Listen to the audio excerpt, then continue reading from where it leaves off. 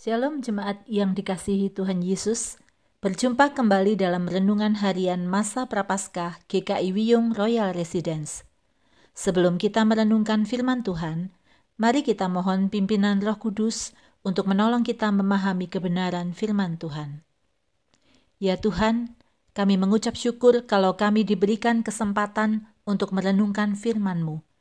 Biarlah Roh Kudus yang memampukan kami untuk mengerti dan Roh Kudus yang memberikan kami kuasa untuk menjadi pelaku firman Tuhan, sehingga di dalam memasuki masa Prapaskah ini, hidup kami boleh semakin dekat dengan Tuhan, dan semakin menyatakan kasih dan kehadiran Tuhan kepada sesama melalui kesaksian hidup kami. Di dalam nama Tuhan Yesus Kristus, kami naikkan doa kami. Amin. Bacaan kita hari ini dari Roma Pasal 3 ayat 21 sampai 31. Namun saya akan membacakan mulai ayat 28 sampai 31 yang berbunyi demikian. Karena kami yakin bahwa manusia dibenarkan karena iman dan bukan karena ia melakukan hukum Taurat. Atau adakah Allah hanya Allah orang Yahudi saja? Bukankah ia juga adalah Allah bangsa-bangsa lain? Ya, benar. Ia juga adalah Allah bangsa-bangsa lain. Artinya, kalau ada satu Allah yang akan membenarkan baik orang-orang bersunat karena iman maupun orang-orang tak bersunat juga karena iman. Jika demikian, adakah kami membatalkan hukum Taurat karena iman? Sama sekali tidak. Sebaliknya, kami meneguhkannya. Tema renungan kita hari ini adalah karena iman kita dibenarkan. Karena dibenarkan kita dimampukan. Dalam hidup ini, tentu kita punya standar atau ukuran tertentu yang kita pakai sebagai patokan mengukur sesuatu. Contoh, kita tentu punya standar atau ukuran pakaian masing-masing. Ketika kita membeli pakaian, kita harus pastikan ukuran pakaian yang kita beli itu sesuai dengan postur tubuhnya. Kalau ukuran tidak sesuai, bisa-bisa pakaian yang sudah terlanjur kita beli tidak muat. Karena itu penting untuk tahu ukuran pakaian yang akan kita beli, apakah S, M, L, atau XL. Contoh lain, seorang koki pasti punya standar atau ukuran seberapa banyak bahan-bahan yang dibutuhkan untuk membuat masakan tertentu. Kalau tidak, masakan bisa keasinan atau tawar, atau masakan akan tidak enak untuk dimakan. Satu lagi contoh, seorang ahli bangunan harus memastikan komposisi campuran pasir, semen, dan air yang tepat untuk memplester sebuah dinding bangunan.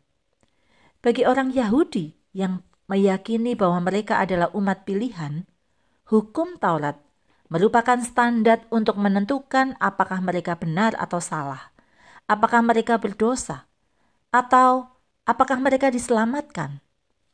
Pertanyaannya, adakah orang yang mampu untuk mentaati hukum Taurat secara sempurna? Paulus mengajarkan kepada jemaat di Roma bahwa standar untuk menentukan seseorang benar bukanlah hukum Taurat, seperti di ayat 28a dikatakan, bahwa manusia dibenarkan bukan karena ia melakukan hukum Taurat, melainkan karena iman kepada Yesus Kristus. Lalu bagaimana penerapan hukum Taurat di dalam kehidupan kita masa kini? Apakah hukum Taurat sudah tidak perlu kita mengerti dan pahami? Saudara, keselamatan dalam Kristus tidak berarti bahwa hukum Taurat tidak ada nilainya. Sebenarnya, pembenaran oleh iman menopang hukum Taurat menurut maksud dan fungsinya. Melalui pendamaian dengan Allah dan melalui karya pembaharuan Roh Kudus, orang percaya sanggup menghormati dan mentaati hukum moral Allah. Lalu mungkin ada saudara yang bertanya, apa fungsi hukum Taurat? Hukum Taurat diberikan Allah kepada umat Yahudi untuk menolong mereka mengenal apa itu dosa, apa itu keinginan. Hukum bertindak sebagai pengawal sementara bagi umat Allah hingga Kristus datang. Perjanjian yang lama kini sudah diganti dengan perjanjian yang baru. Di dalamnya Allah telah menyingkapkan seluruh rencana keselamatannya melalui Yesus Kristus. Jemaat yang terkasih, standar apa yang kita gunakan untuk hidup dalam kebenaran? Standar iman dalam Yesus Kristus kah? Jika jawaban saudara iya, kiranya iman itu nyata juga menghasilkan ketaatan untuk menjalankan hukum moral. Bukan dibalik ya, kita menjalankan hukum moral supaya selamat. Tetapi karena ucapan syukur bahwa Tuhan sudah menyelamatkan kita oleh pengorbanan Yesus Kristus di atas kayu salib untuk menebus dan membenarkan kita. Kiranya dalam masa Prapaskah ini, kita bukan hanya semakin teguh dalam iman kepada Kristus, yang kita hayati masa sengsaranya, yang salah satunya dengan berpuasa atau mengumpulkan uang dalam celengan, tetapi kita juga semakin menyatakan kesaksian hidup secara moral karena ketaatan kita akan firman Tuhan. Mari kita hening sejenak dan berdoa.